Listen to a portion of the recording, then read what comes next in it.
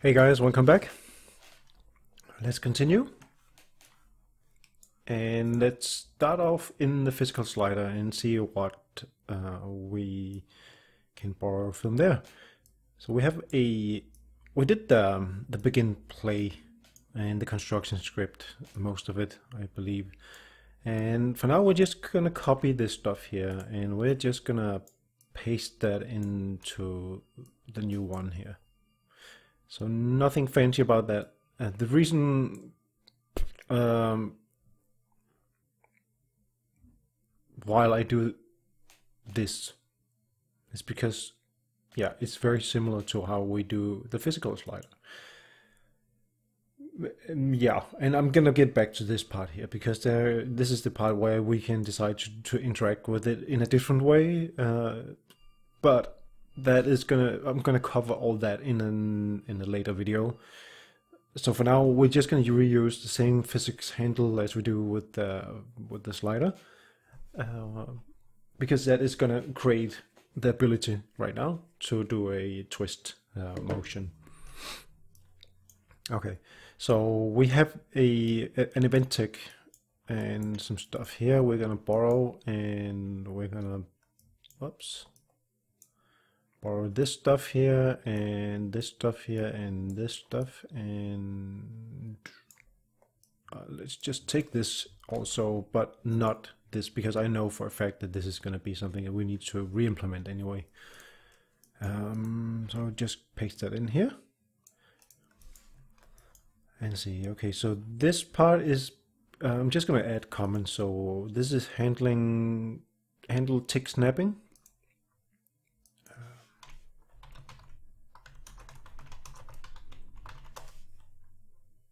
And this is handle snap to ends.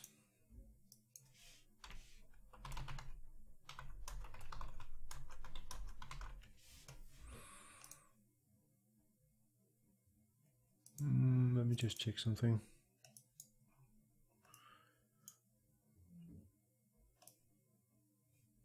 I think I actually am missing something. Let me just.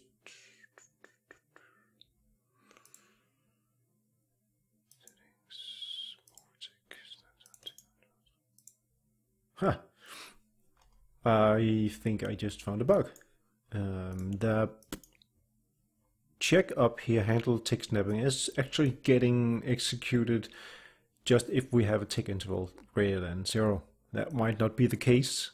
Usually, probably will, but not necessarily. At least not the way I designed it. So we're gonna add in and to this here, so it's only gonna do this stuff here if we also decide to snap to these ticks here.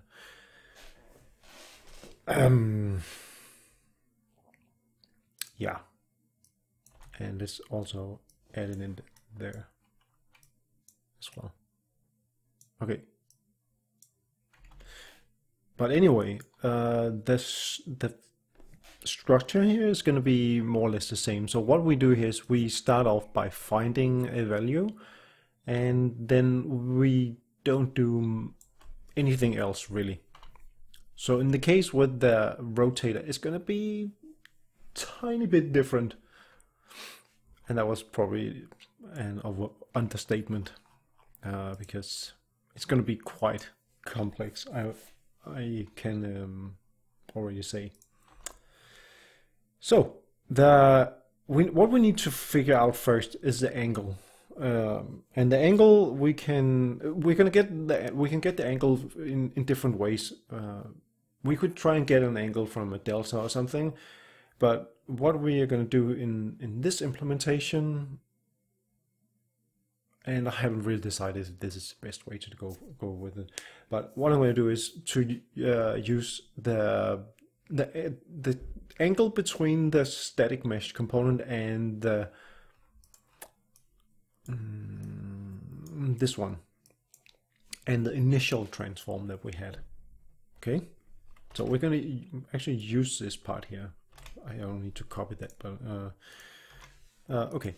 So again, we're going to use get the actor transform first, because what we need to figure out is the you can think of it this way. So let's say we have, let's do an experiment, because this is going to be interesting a little bit. I mean, and also it's going to be pretty important to know how these things work. So if I break this one up and break this one up, and I make a delta between these two guys here, and then do a print, we should see something on the screen. Okay. So we see 50 on the yaw, pitch, yaw, and roll. So 50, minus 50 actually. The thing is, if I am to take this one and rotate it like this, maybe something like this, then you can see the pitch, yaw, and roll, all of them, it changed. So this is not going to give me the value that I want. I believe I set it to 50. So I'm interested in getting a value, an initial value of 50. So this is, if you're not really sure what to do with this, you can always do things like this. So what we can do is to collapse this again, recombine this, and then we can do an invert. And then we can see what this gives us. Whoops, that was not what I wanted to do. Split this one and output that, and you can again see this is not really what I want. So clearly we need to figure out a little bit, there's a little bit more math involved with this, but well, it's not completely wrong, because this stuff here, we need to, this is the relative transform, or the local transform for the static mesh. And you remember we had the actor transform, so we get the actor transform. And if we subtract or combine, compose the transform for the world transform of this with a relative or local transform for this one, we should get the relative local transform between these two guys here. So, and that is, I think, the correct angle that we want. So if we combine this stuff up here, we're gonna get minus 49 degrees. And I have a feeling that I should technically invert this, which might not be necessary, but you know. Oh.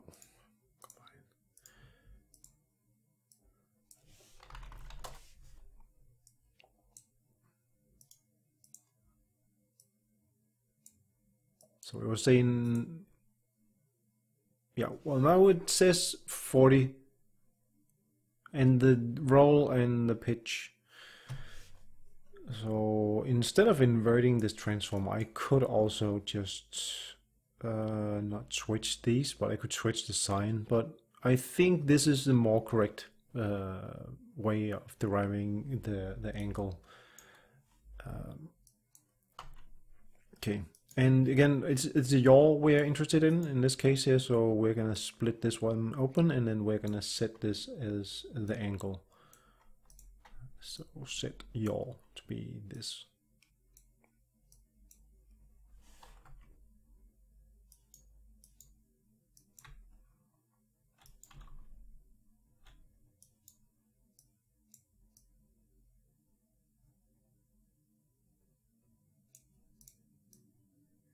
Okay.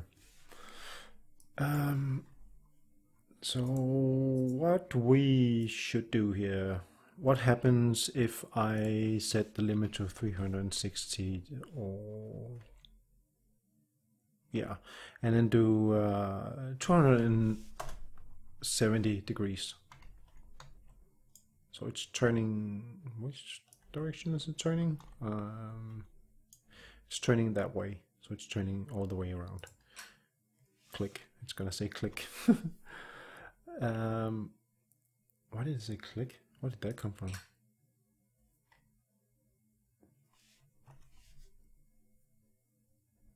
I'm very confused.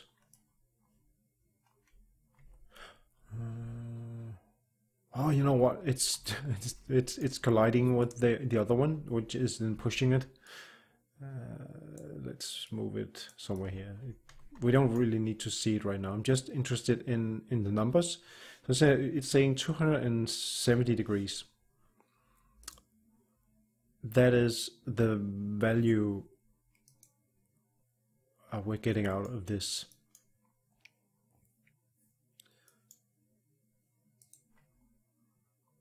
I would be interested in this case also to see the actually I'm not interested in the value right now, so I'm just gonna disable that for a moment. I think I put that just last time in the maybe I put it on the mover. Yeah, I had some debug stuff going on here. Let's get rid of that and then find the physical rotator and then print the angle here. Oops.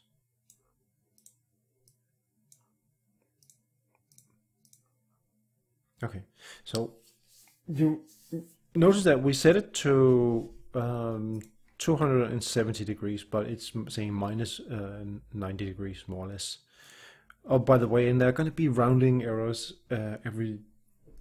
with this stuff here. There are going to be rounding errors. I haven't found a way to avoid that. So that was actually one of the things I was struggling quite a bit with, the rounding stuff. So I'm going to talk about it in between we build stuff here. So the thing is, I want this to be, as I said, a 360 degree based angle. So I'm gonna say if this is less than 0, then I'm gonna add in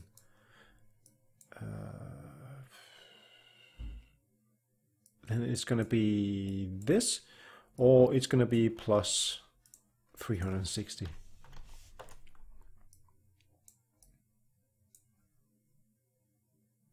And that is going to be our angle. And now we get 270 degrees. And it's doing something weird. Do I have... You know what? I think I have left gravity on.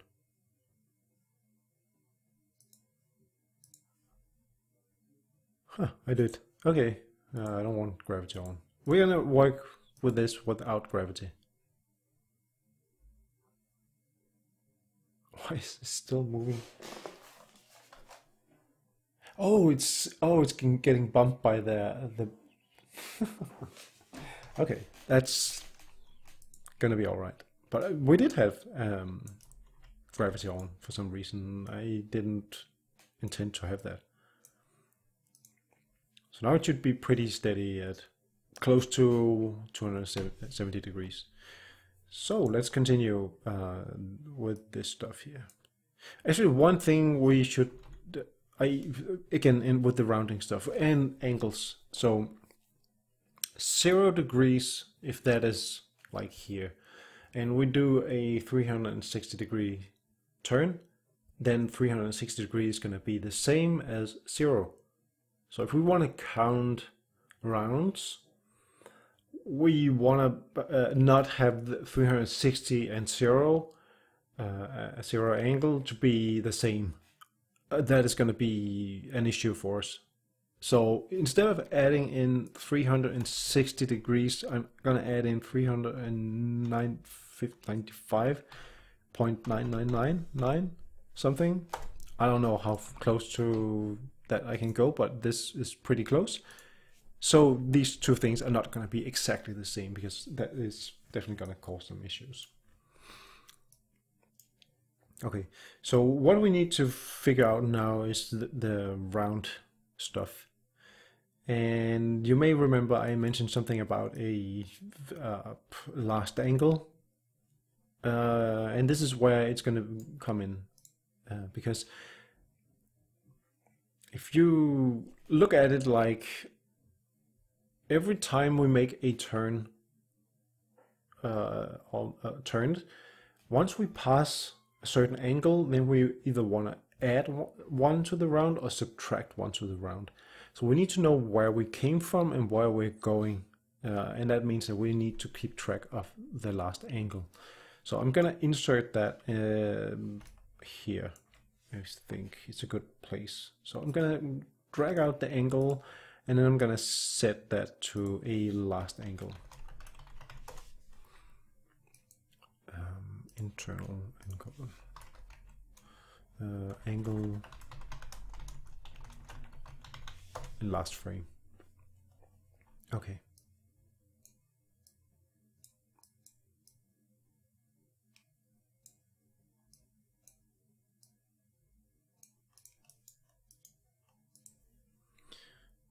Okay, so we're gonna check, make a branch here, and we're gonna check if the current angle is, if we want to add one to the rounds, if the current angle is greater than or is getting less than, hang on. If the current angle is between 0 and 90 degrees, basically.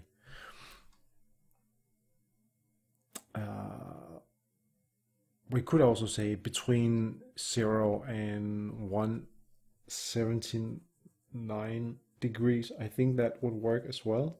We just want to make sure that, yeah, we know if we are on one half of the side or on the other half of the side.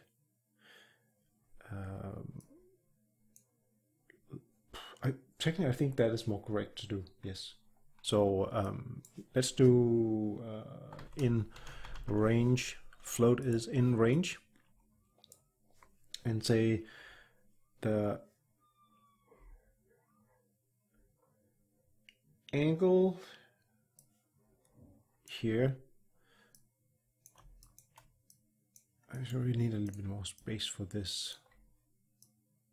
I say and here.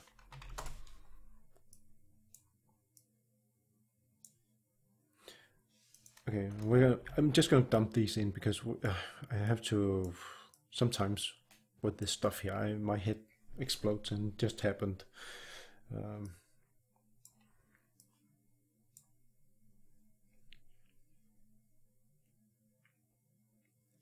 Okay, so if the angle, I'm gonna peek, is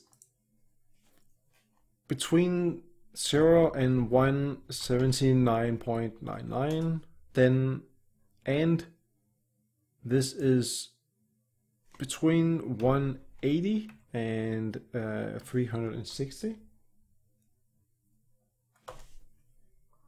I think.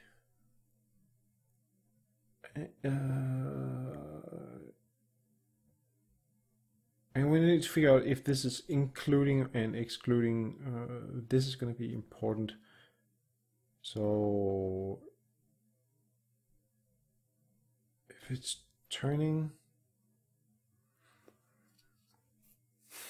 because I actually got that wrong, I just realized.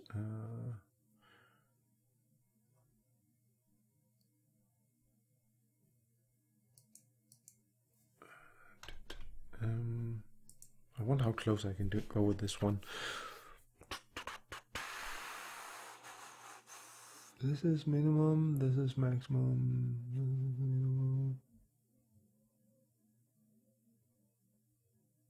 I guess I could also just say 180 not including, and include but not include. We're going to figure this out in a moment because it may not work. Okay, so if this is true, then we can take our round and we can do a plus plus.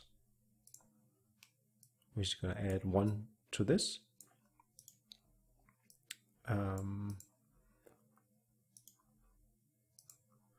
And if this is not true, then we can do another branch and figure out if the opposite is true.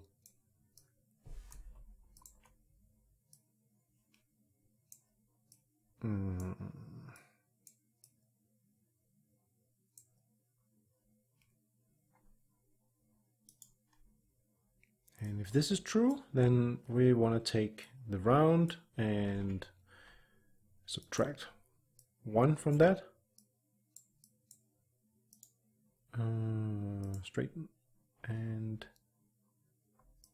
then do a reroute down here, and down here, I think.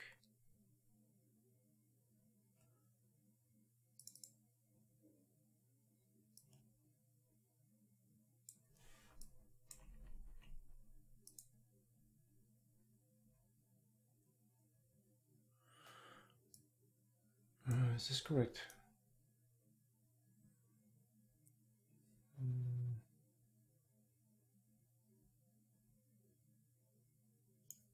Yeah, I think it is. Oh, it just looks weird to me. Okay, so we need to figure out the other case here. So if the angle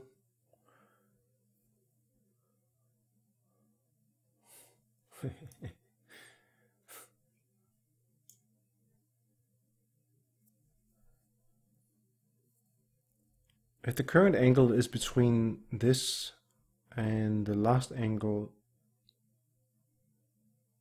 I think that I got that wrong. Okay, you know what? We're not gonna worry about that right now. I'm gonna experiment my way to this because my brain is not working. I don't want to waste the time on this. So we are gonna make a check here because what we need to do now is to figure out when we have the round set. This is going to be 0 to begin with, by the way. So we have the round and we have the angle, and that means that we can now calculate the actual value. So the value is going to be set here for now. Yeah, that is going to be set here. And I hate it when it's not. Okay. It's going to be set to the angle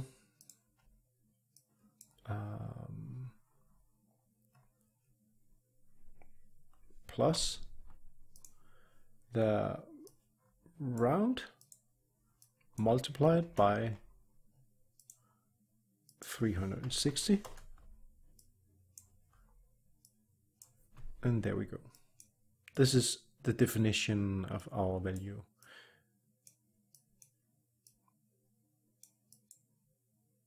Okay. So now when we have our value, we can determine if the constraint needs to be active or not. Because if it doesn't need to be active, we actually don't want it to be active all the time. If let's say we have a limit set to 500. Also, if it's excuse me. If we don't have a limit at all, then we don't want to, there's a lot of stuff that we don't want to do. Let's see.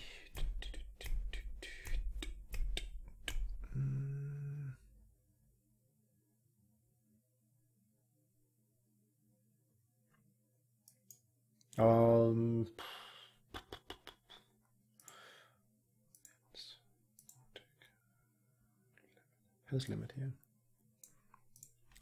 I'm probably going to refactor this part here.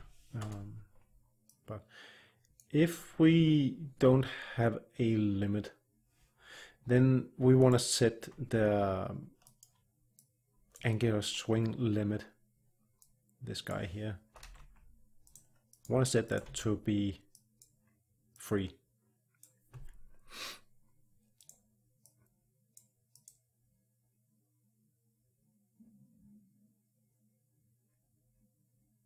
I'm just thinking if this is really necessary. Okay, let's keep it for now.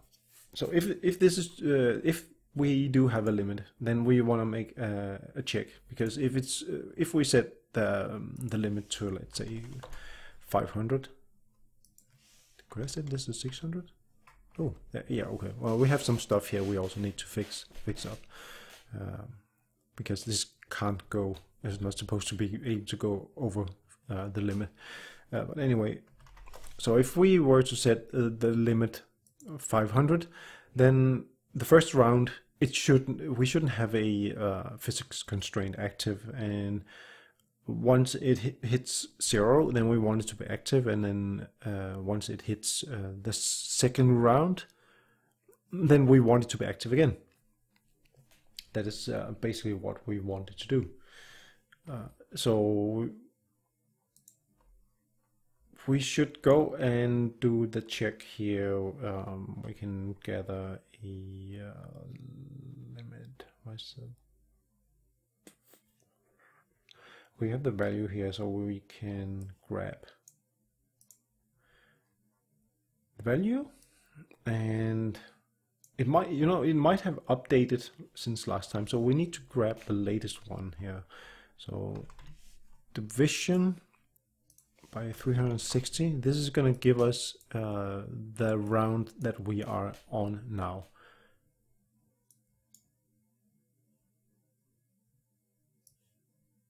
We could, I guess, use this one. Yeah, we can use that one. There's no reason to recalculate that one. No need for that. And technically we can also pre-calculate the limit one, but let's not do that right now, because that means that we can still just change it on the run. So we are also going to say the limit, and if these two are equal to each other, so if we are on the last round, then we want our condition to turn on the limit constraint to be true. So the limit constraint, I believe, is going to be this one here. Let's see.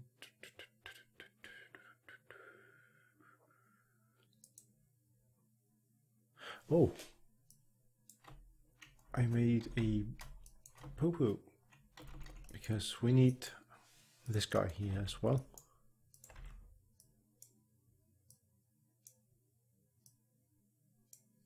Oh, okay. I thought I missed something.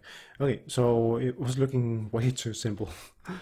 No, not here. Here. Okay. So if this is true, then we want to set this, and otherwise we want to set this. So let's do something like this, and do this.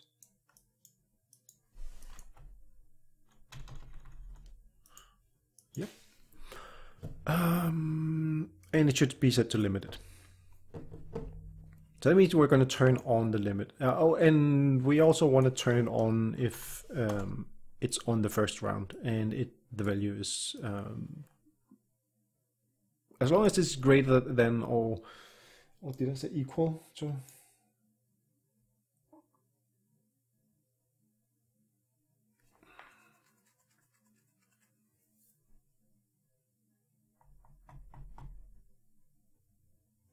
Actually, I have something else I added to this. I see maybe there's a reason why I did it. I can't really tell.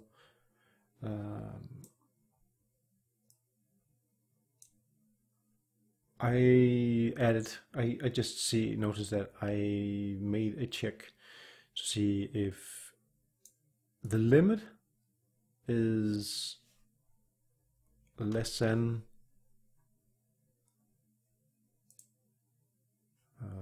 hang on a sec, let me just switch these around, otherwise it's going to look weird.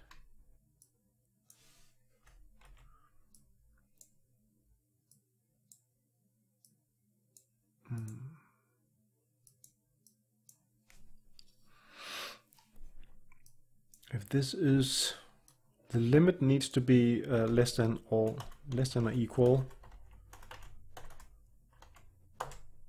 to the value.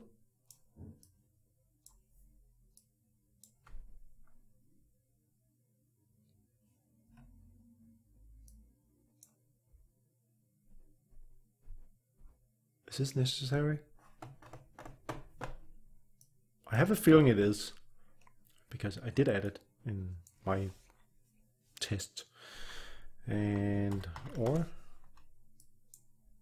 I'm not entirely sure it is. You can try, if you're following along and trying to build this yourself also, which I hope you are, then you can try and leave this part out here and just connect it up directly and see if it's necessary or not. We also want the constraint to be true if this is the value is less than or equal to 0. So it's as soon as it hits 0, and if it were to dump down a little bit underneath 0, then it should also get become active. I think that is what we should do for now. And there's going to be tons of errors, I can already tell. 250 degrees. And we have a lot of stuff we haven't done yet. So one thing we should do before we end this video, we should make, let's see how much time did I spend on this? Those are some big videos I make right now. I'm gonna set this to 1 and 0 and 0, and we're gonna save this, and we're gonna make sure that we don't want this to be in the level. We want a blueprint class of this, which we're gonna call physical dialer, like this. And I'm going to put this in my placeable folder, move, and then I am gonna find it here and switch it out with something with my handle like this, so it's very, very small. And I'm gonna add in a no, you know what? I'm not gonna add anything in yet. We're just going to keep it like this for now. It's just going to be smaller, and it's going to be more correct this way. So if I drag this up here and place it, I suppose, somewhere here, we should have it pretty close to us here. Where did it go? Oh.